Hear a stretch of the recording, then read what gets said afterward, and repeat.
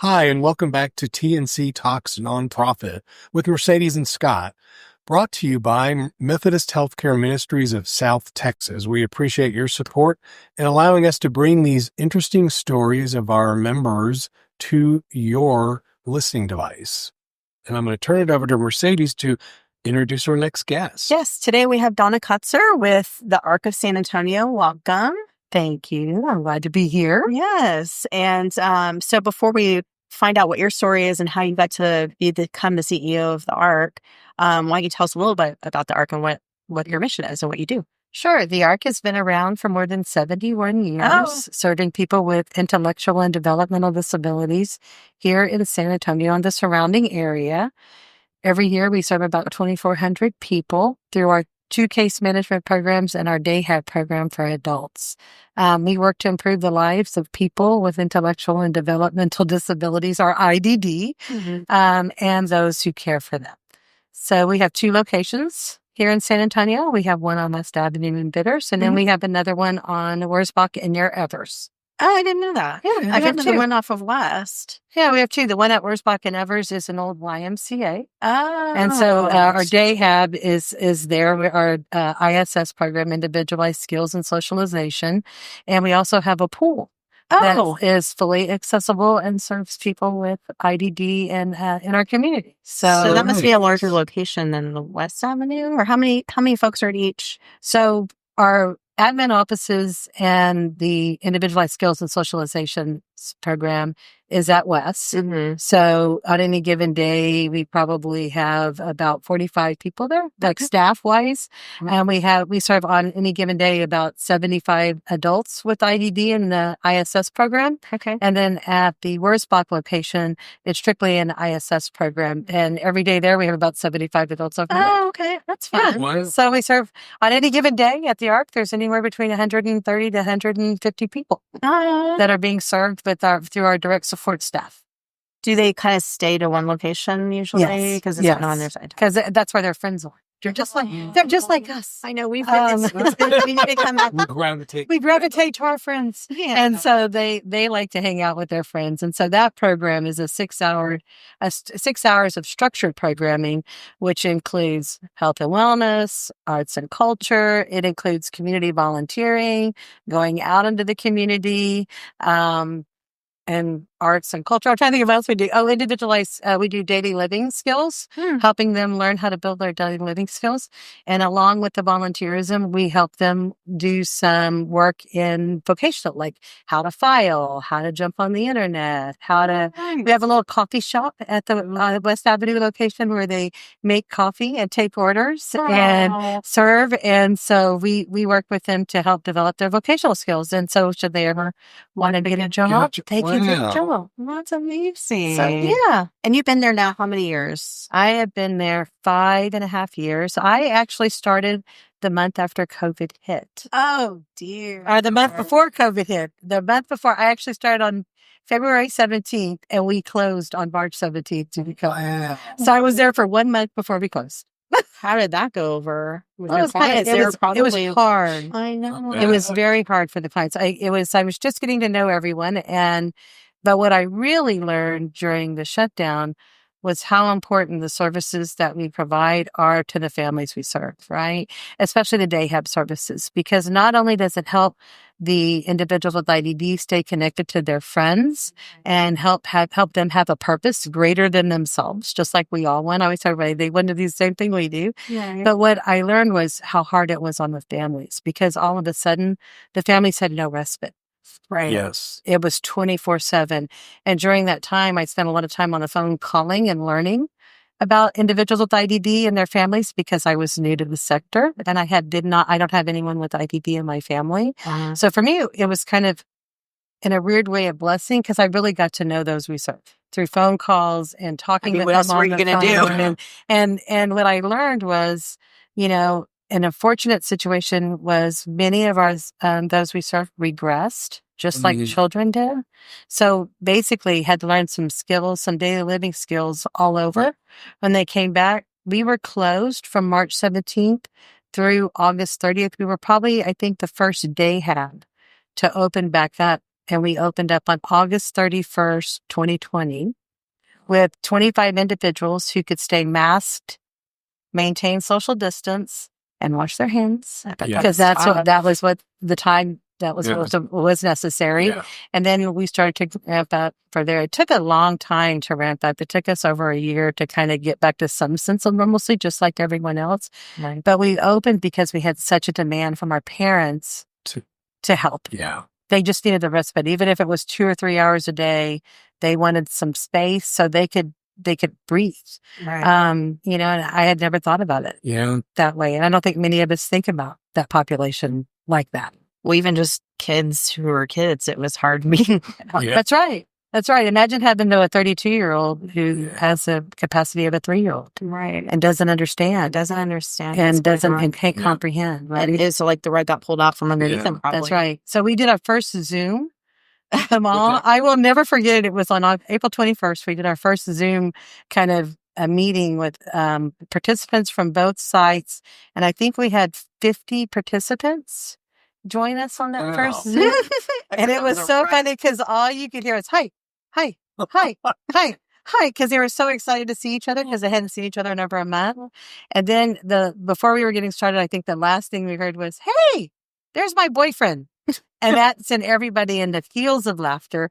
And it really kind of grounded me at that moment in time in the mission. Yeah. Right. It grounded me in the mission, and the importance of the work that we do was when you heard the peals of laughter and they were just so joyful to see each other again. Yeah. So it's kind of like a blessing in disguise that happened. Oh my gosh. So the ARC, being the CEO of the ARC, was your first nonprofit? I was actually the development director at that time. Okay. And so my first nonprofit I was the development director at Mission Heritage Partners, which is the friends group to the San Antonio Missions National Historical Park. Oh, that was my first nonprofit gig. And I started there in January of 2018. Mm-hmm. And I loved it. I'm born and raised here in San Antonio. I grew up on the South Side.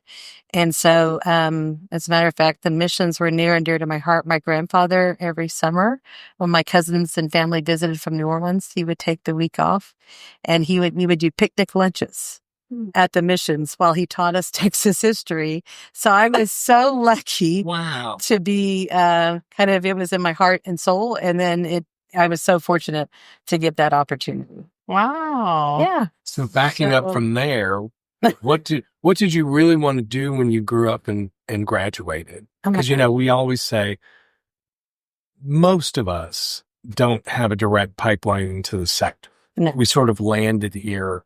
Mine was all over the place. Well, let's hear it.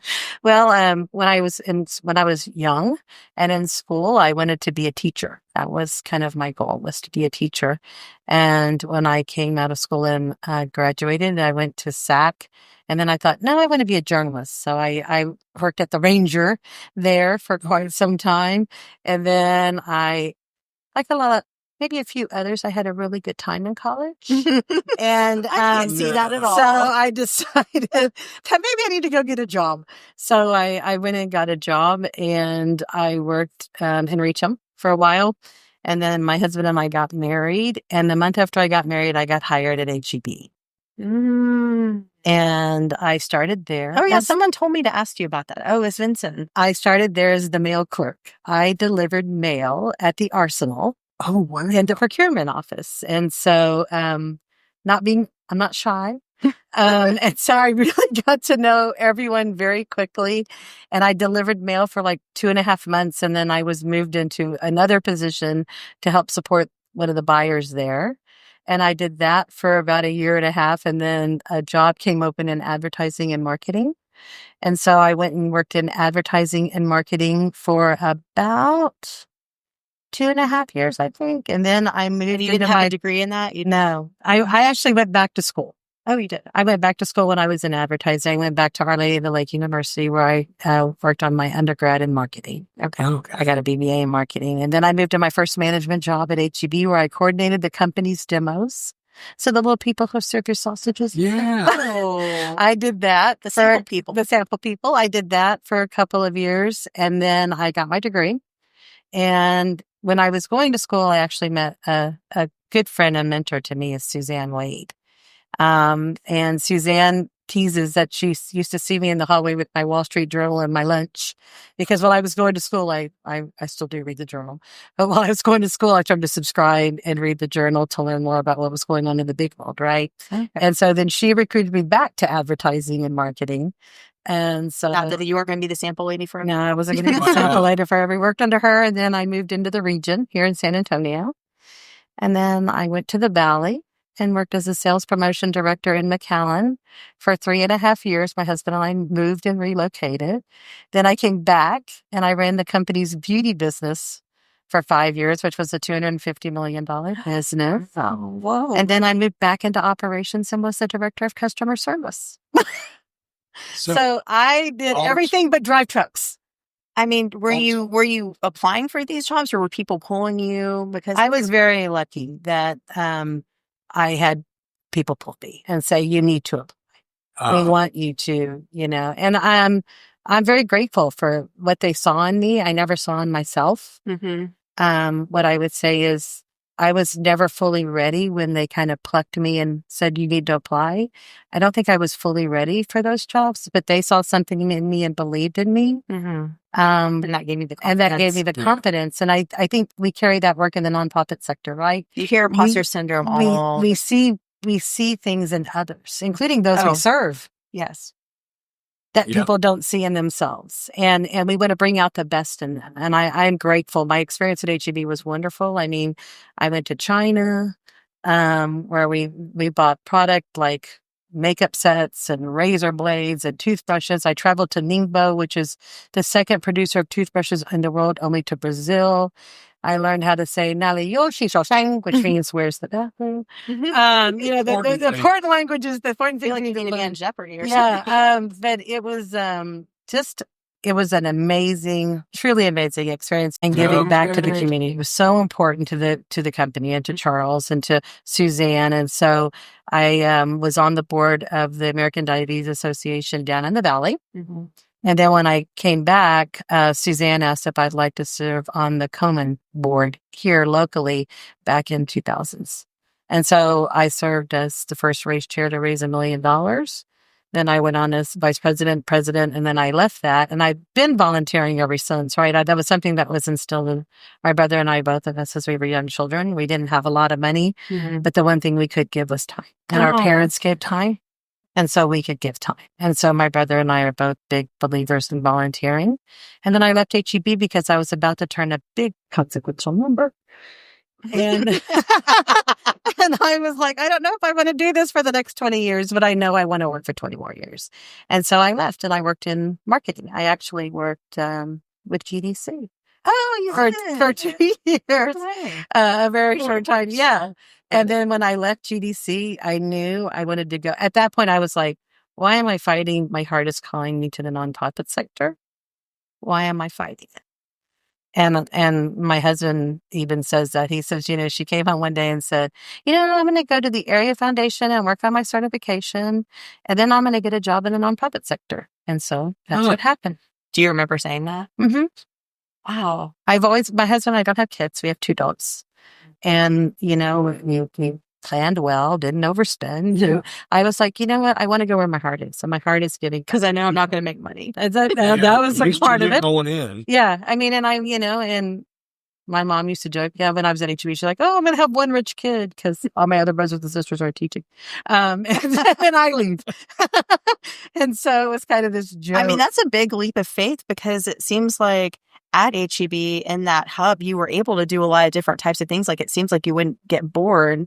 So it's interesting. You know what I'm saying? Because you did so many different types of roles within that company that you were able to move around. It seems like it makes you scratch your head that you would leave that, but you had something in your heart telling you. Something in my heart was pulled. And I went to the market agency thinking that was it, right? I wanted to go I'd always worked for a really big company, right? So it was ginormous. Yeah. Right. And I wanted some freedom and some space. I mean, every job has its wonderful things and its not so wonderful things. And so... And GDC back then was I mean, I don't know a about little now. bit bigger. Yeah. Well, but they also were very flexible with That's right. employees from That's what we right. heard. Absolutely.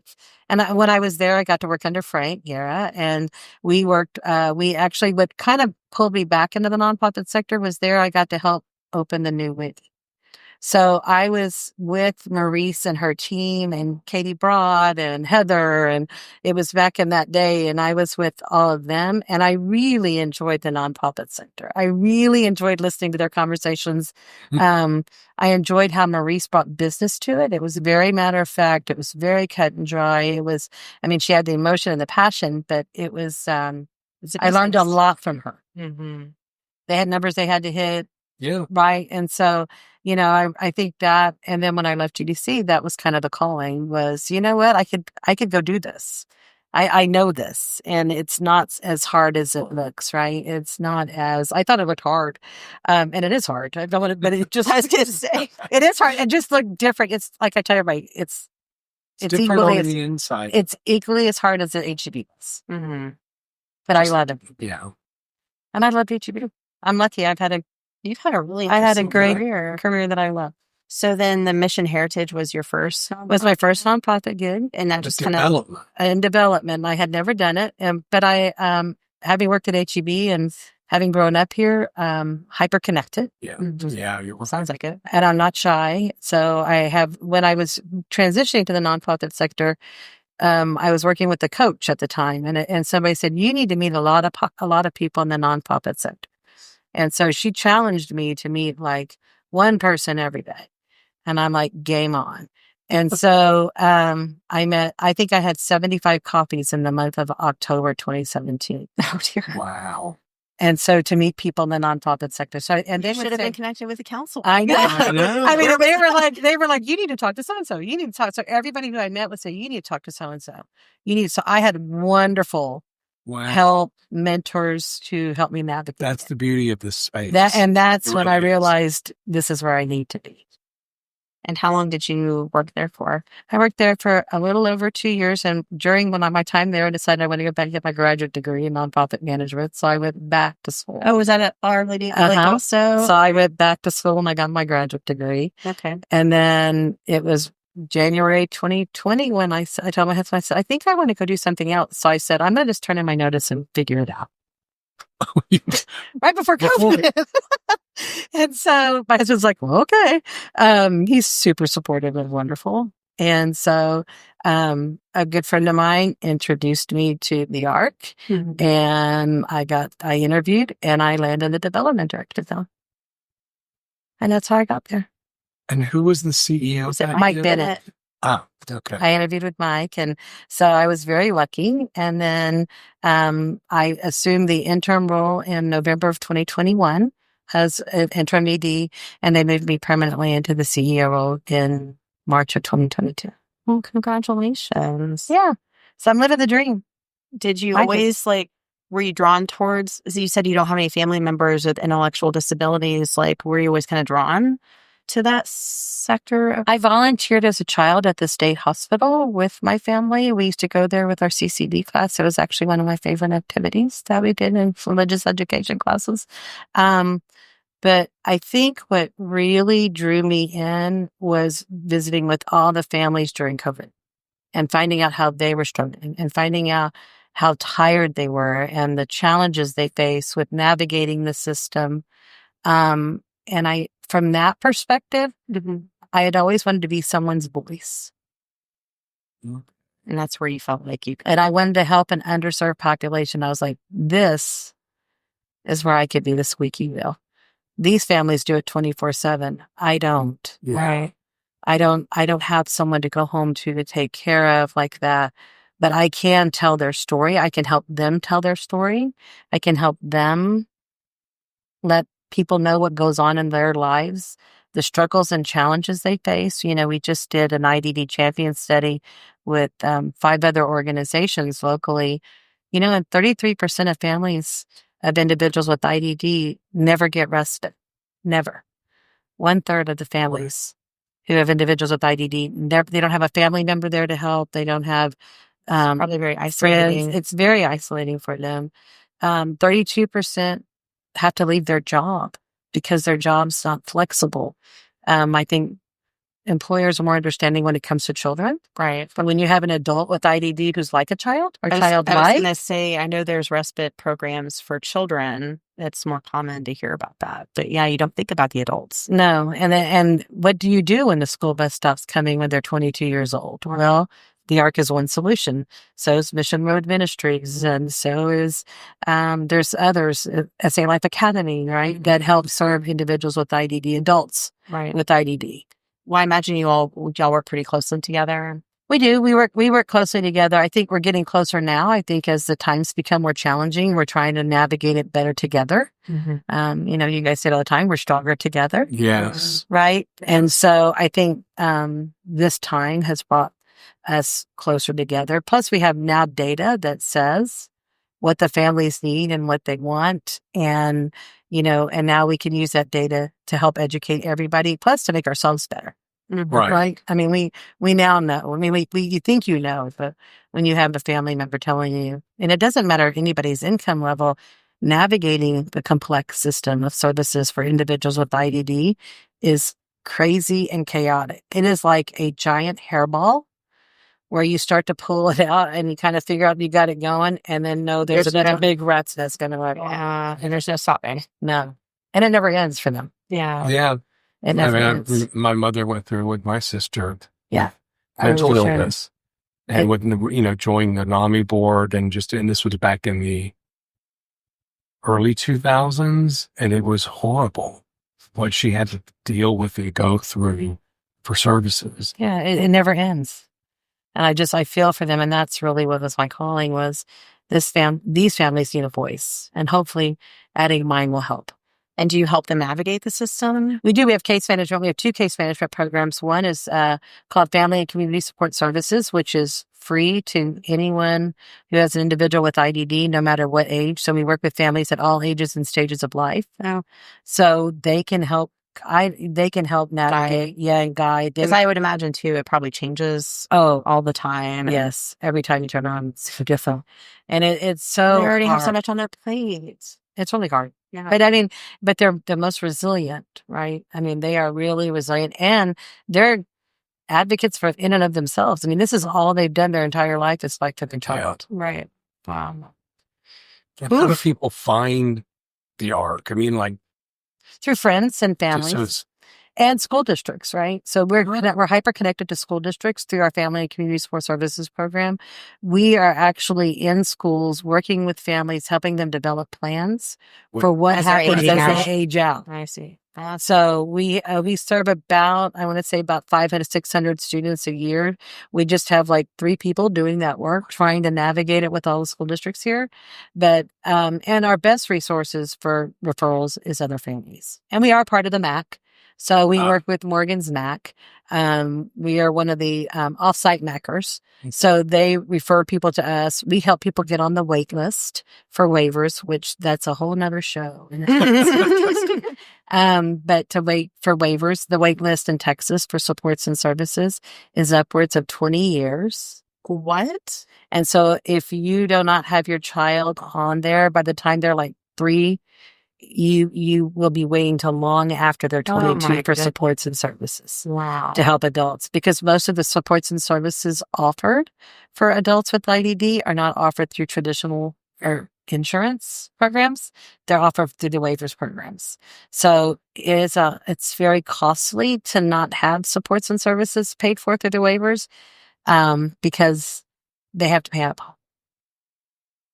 And so, so many individuals obviously can't afford that. And it could be everything from dayhab to behavior therapy to speech and OT therapy, right? So it's a lot. I mean, I really, really feel for our families because it is one thing after they've been put through the ringer. Yeah. But then they have the ARC to come and do their activities and be with their friends and We just had a talent show last Oh my gosh. Wednesday. I saw that on social It was so wonderful.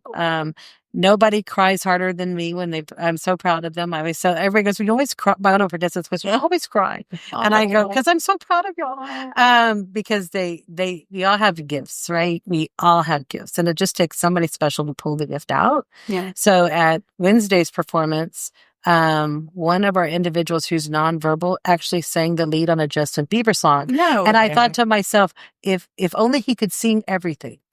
Oh, He found his voice. He found his voice. A nonverbal. Yeah. And he sang a Justin Bieber song. And so I was like, if he found his voice, if he could just sing everything, he would be able to tell his story. Yeah. And share what he wants to share. So you think that just came out from a talent show? I think it's from him practicing. And yeah, I mean, you get something as simple as a talent show that you're doing as a program. That's right. Or an activity. And that's incredible. I'm sure his family was thrilled. Well, they were. They were crying too. It was everybody was crying. And then, one of the sisters of an individual said, "Oh my God, he did so great." He sang one of the participants sang, "All my exes live in Texas," and he was dark, and so it was just so, like I tell somebody, you can come to the talent show. I would, or on Fridays we have basketball games. That's the other thing where our campuses play each other, and then they have a big basketball game, and then afterwards they all go out to eat. And they do just like we do. That's why I say everybody goes, what are they like? And I'm like, they are just like us. Right. Yeah. They like the Spurs. They have a love-hate relationship with the Dallas Cowboys. They love pizza, hamburgers. They like to dance. They like to karaoke. They like to go to the park. They love to volunteer for Meals on Wheels. Oh, so that's how you volunteer for Meals on Wheels. Vincent was a guest a few episodes ago. They love I'm volunteer. Sure they do. And because it makes them feel part of something bigger than themselves. Sure. Right. They work with the Methodist Church to take care packages down to Travis for those who are unhoused. And so, yeah. Cool. So we did a lot of fun things. My husband likes to say they're living their best lives. I said, and shouldn't we all? Yeah. Shouldn't we all? And shouldn't we all? Well, that's incredible. Thank you for sharing your story. You're and welcome. Who knew?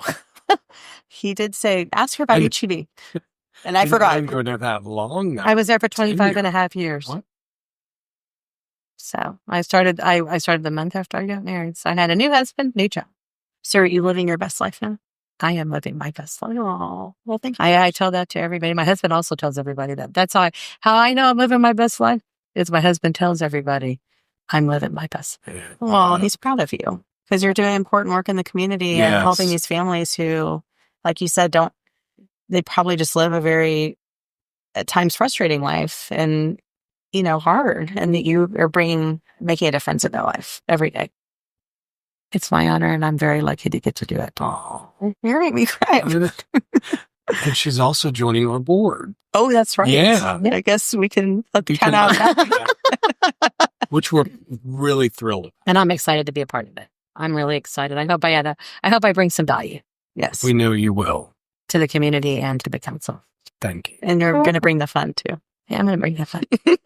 I'm going to bring the fun. You know that. That's why we want you on the board. Yeah. Well, that was an amazing story. Yeah. Thank you for sharing. You're welcome. Thank you for having me here. And we will see you next time on TNC Talks Nonprofit. Thanks again to Methodist Healthcare Ministries for their support, and we'll see you on the next episode.